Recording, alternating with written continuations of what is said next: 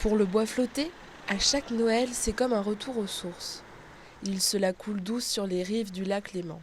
Mais pas que. Il s'installe sur bon nombre de places de la ville. Pourtant, avant de trôner fièrement dans Évian, il faut entreprendre de déménager. Ce sont les petites mains des flottins, les techniciens et grutiers qui installent pendant 3 semaines les 600 sculptures du festival. Et c'est une opération d'une grande minutie. C'est un petit peu la chose de l'ombre, ça se voit pas beaucoup, mais je suis complice avec tous les monteurs parce que c'est des pièces qui sont pas faites pour être levées. Donc c'est toujours un peu compliqué, les lingages, la mise en place, le transport. C'est des pièces qui sont faites à un endroit et quand il faut les déplacer, elle fait 5 mètres de large ou elle fait 7 mètres de haut. Les yeux sont rivés sur l'immense chapeau de ce gnome. Il est fixé au centimètre près. Et pour le chef de ce chantier, ce n'est pas qu'une histoire de technique, mais c'est aussi de la poésie. La sculpture, elle prend son sens que si elle va parler aux gens et selon une certaine position, elle va parler ou elle ne parlera pas. Les gens vont la voir, ne verront pas l'expression qu'a donnée le sculpteur lorsqu'il a construit cette pièce.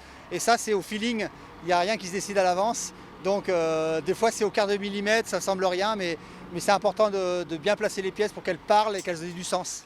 Raconter des histoires en manipulant des sculptures de 3 ou 4 tonnes, c'est le défi lancé à ces bénévoles. Et ils ne sont pas les seuls à ajouter de la féerie aux œuvres. Les comédiens qui incarnent les flottins jouent un rôle essentiel. Circassiens, musiciens et autres artistes animent le spectacle pendant 4 semaines. 2 jours et demi, c'est le temps qui leur est donné pour faire connaissance et apprendre à jouer ensemble.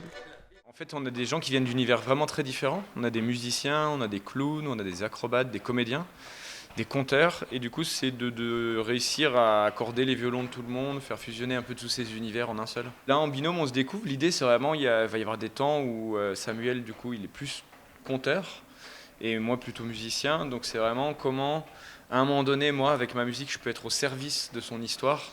C'est-à-dire arriver à être un support pour son histoire, éventuellement illustrer des choses ou la magnifier, sans que et pas que ça vienne se télescoper, se déranger, quoi, en fait. À quelques heures de l'ouverture du fabuleux village, le track laisse place à l'excitation pour les flottins et flottines.